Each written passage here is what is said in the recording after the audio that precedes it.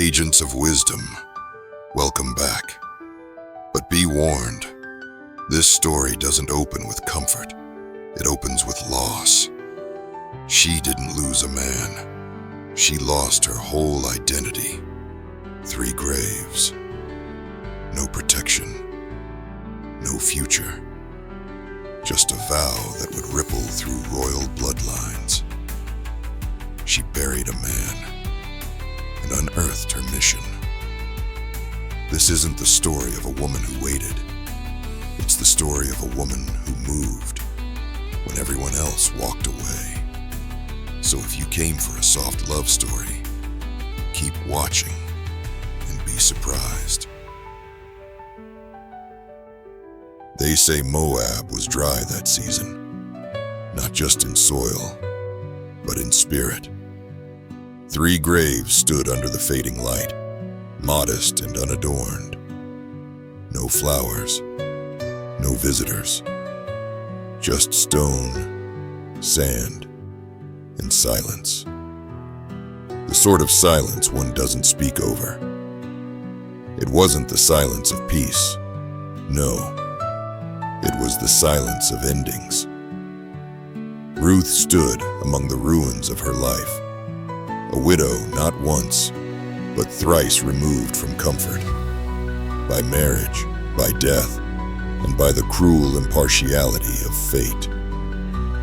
She was not from this land, and yet she had buried her husband here, alongside his brother and his father. Grief, when it arrives in such succession, no longer asks permission. Naomi, her mother-in-law, was a woman hollowed out. She had arrived in Moab full, a husband on one arm, sons on the other. Now, she was a woman with only memories, and those grow heavier with age. She turned to Ruth and the other young widow, Orpah, and made a gesture that felt like kindness, but sounded like surrender. "Go," she told them. "Go back to your homes, back to your gods. Your lives can still be salvaged. Mine cannot." Orpah kissed her cheek and walked away, weeping. Her name would not be remembered by many, but she too had loved and lost. Ruth, however, remained, not out of obligation, not even out of love, if one wishes to be honest.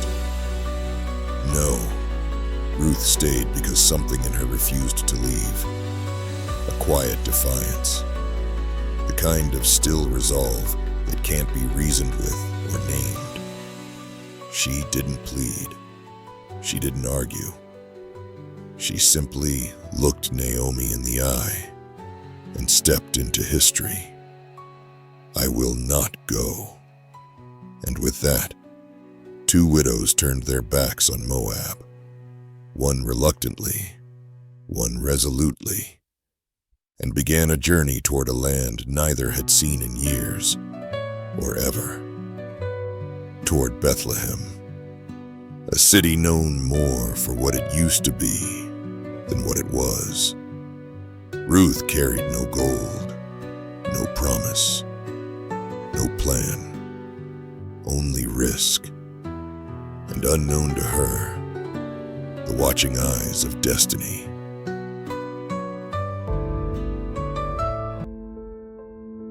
They left without a map, without a name that would matter in the land they were heading. They didn't speak for miles. Every step was the sound of something breaking, a tie to Moab, a memory, a version of themselves that would never exist again. Naomi's shoulders sagged, her black cloak catching every gust of bitter wind. She didn't cry anymore. She simply moved forward, like a woman who had already died once and refused to do it again. But Ruth watched the road like it owed her an answer. She didn't know what Bethlehem would offer, only that she had buried everything she loved in Moab. And now, she walked with nothing but a name she barely believed in. Your God will be my God. That vow rang louder now, echoing with every stone that scraped her sandals. The wind shifted, and for a moment, the road vanished beneath her feet. She was back in Moab, standing alone in the crowded marketplace. The whispers were louder than the merchants. She married one of them. She doesn't belong here. She won't belong there either. The words were never shouted. That would have been too honest. They were whispered, behind hands, behind walls, behind fear. But Ruth heard every syllable, and for a moment, she had almost believed them. Almost. The memory dissolved. The dusty road stretched before her once again. The hills of Judah rose like stone giants under the dying sun.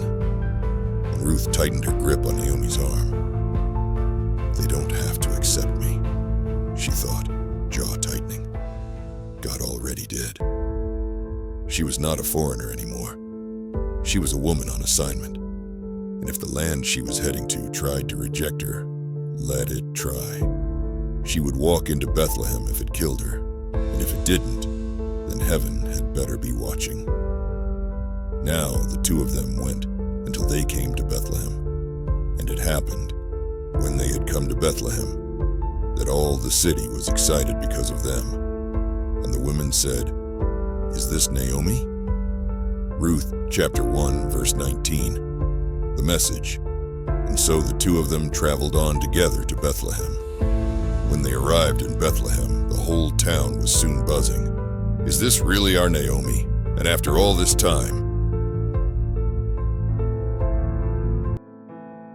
The city didn't greet them. It measured them. Every face turned as Ruth and Naomi crossed the gates of Bethlehem. The sun was low, and the shadows made the stones look like teeth. The women of the city leaned close to each other. Their whispers were like needles. Is this really our Naomi? After all this time? And who is that with her? Naomi kept walking, her eyes on the ground, her hands clenching and unclenching at her sides. But Ruth? Ruth felt it. Every gaze, every judgment, every unspoken question. She didn't have a husband. She didn't have a home. She didn't even have a voice in this town. But she had a vow, a God who had seen her in Moab, and a destiny that didn't require permission. Call me Mara, Naomi whispered bitterly as the crowd closed in. For the Lord has made my life very bitter. Ruth chapter 1, verse 20, the message. And Ruth walked beside her, not because the road was easy, but because the road was right. And sometimes, the hardest arrival is the first step toward a promised future. The town had already forgotten them. Ruth and Naomi had slipped into the dust like two stray threads. There were no banners, no welcome, no promises. Just the thin hush of hunger gnawing at their ribs, and the fields that belonged to men they did not know. Naomi sat inside the small clay house they had found, silent, crumbling in spirit.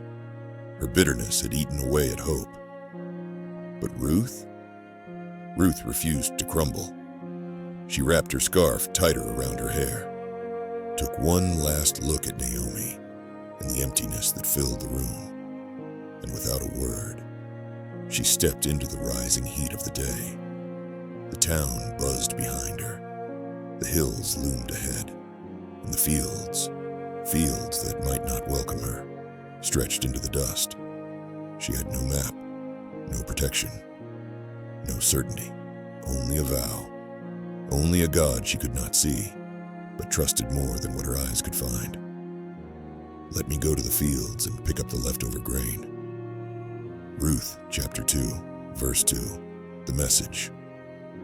And somewhere beneath that same sun, her future was already watching her, waiting, preparing to collide, but for now, Ruth bent her head and walked into her assignment. She thought she was stepping into survival. She didn't know. Destiny was already watching her. Stay close, agents of wisdom, because next time, Ruth isn't just gathering grain. She's about to be found by a man who will change everything.